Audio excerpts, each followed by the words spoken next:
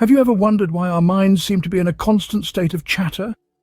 This constant hum of thoughts, known as excessive thinking, is a phenomenon that many of us experience. It's as if our minds are on autopilot, churning out thoughts and ideas at a relentless pace, often without our conscious control. Excessive thinking isn't just about having a lot on your mind.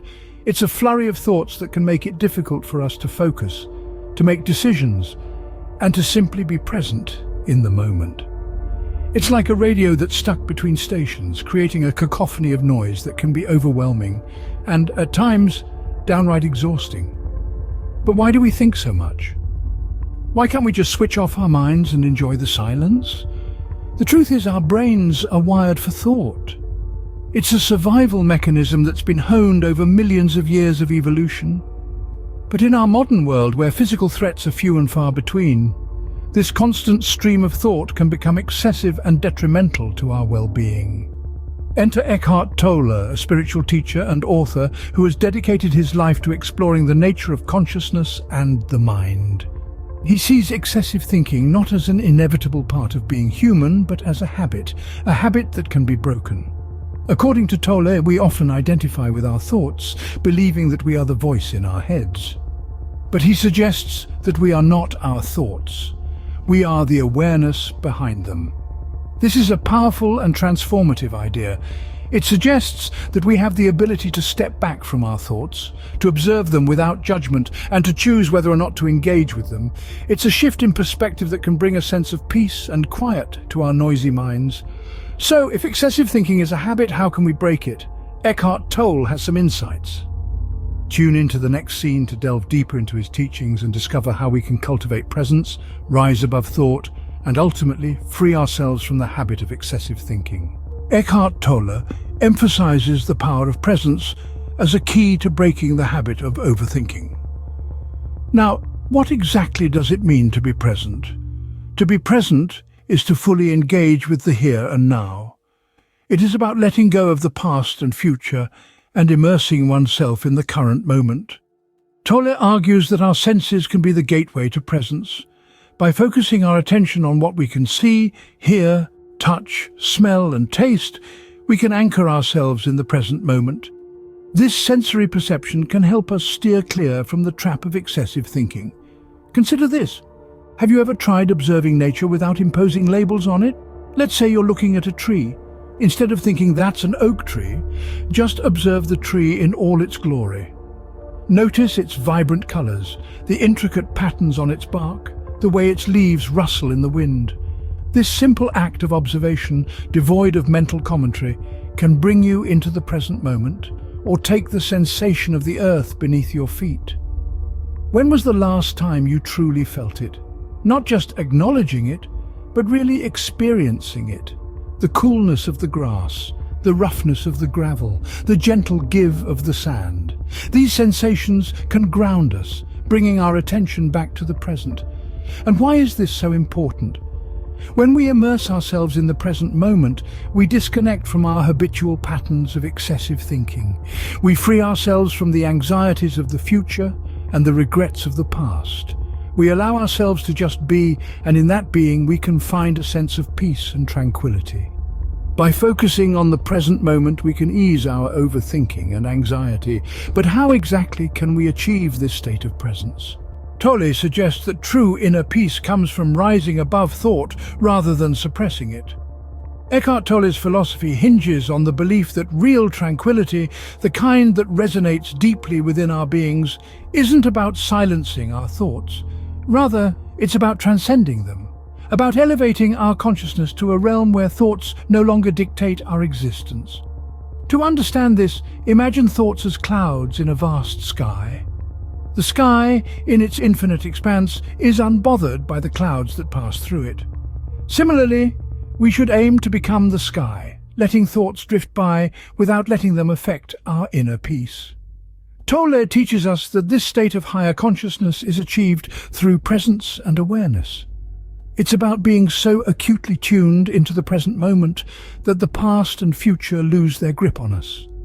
It's about appreciating the simple things, the seemingly mundane aspects of our lives that we often overlook in our pursuit of more.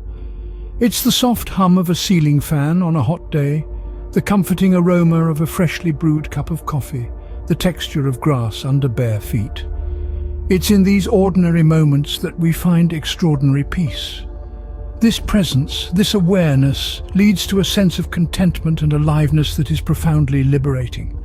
It's like waking up from a dream, realizing you've been sleepwalking through life and finally starting to live. This state of being, this inner spaciousness, as Tolle calls it, is the source of beauty, kindness, and joy in life. It's a wellspring of positivity that bubbles up from within us, coloring our world with the hues of love and compassion. But remember, this isn't something we seek externally. It's not an object to be acquired or an experience to be chased. It's a state of being that already exists within us, waiting to be discovered, waiting to be felt. So, to rise above excessive thinking, we need to cultivate this sense of inner spaciousness. But how do we do that?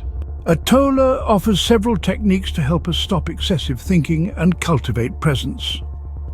These techniques aren't about escaping or suppressing your thoughts, but rather observing them without judgment, creating a sort of mental distance that allows you to see your thoughts as they are. Just thoughts. Imagine watching a movie, and you're the audience, not the actor. Your thoughts are the film, and you, the observer, have the power to choose which ones you engage with and which ones you let pass. Another technique Tolle recommends is focusing on your breath. It's a simple yet effective method of anchoring your mind in the present moment. When you notice your mind wandering into the labyrinth of thoughts, gently guide it back to the rhythm of your breath.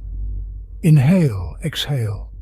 Feel the cool air entering your nostrils, your chest expanding with life, and the warm air leaving your body. It's a dance of life happening in the here and now, and it's a dance you're a part of. Then there's the technique of connecting with our sensory perceptions. Our senses are our gateways to the present moment. When you're out in nature, try to observe the world around you without labels. Look at a tree, not as a tree, but as a marvel of life, extending its branches towards the sky. Listen to the rustling of leaves, not as a sound, but as a symphony of nature. Feel the earth beneath your feet, not as ground, but as a nurturing force that holds you. These techniques help us cultivate presence, leading to inner peace and reduced stress. But remember, it's not about achieving a state of thoughtlessness, but about being in harmony with your thoughts. It's about realizing that you are not your thoughts, but the awareness behind them. By practicing these techniques, we can break the habit of excessive thinking and live more fully in the present moment.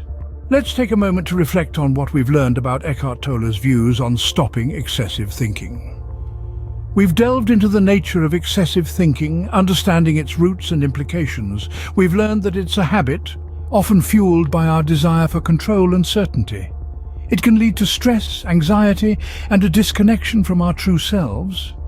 Next, we explored the power of presence. Tolle emphasizes the importance of living in the now, of being fully engaged in the present moment. It's in the here and now that we find peace and tranquility, rather than in the past's memories or the future's uncertainties.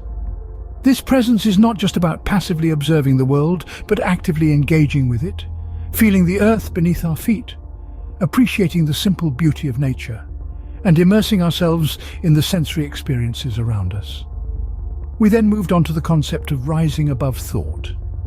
Tolle advises us not to seek peace and relaxation in unconscious states like extreme tiredness or under the influence of substances, as these are regressions rather than evolutions of consciousness. Instead, he suggests finding inner peace and well-being by being present and aware in the moment, experiencing a sense of contentment and aliveness. This inner spaciousness, Tolle tells us, is the source of beauty, kindness, and joy in life.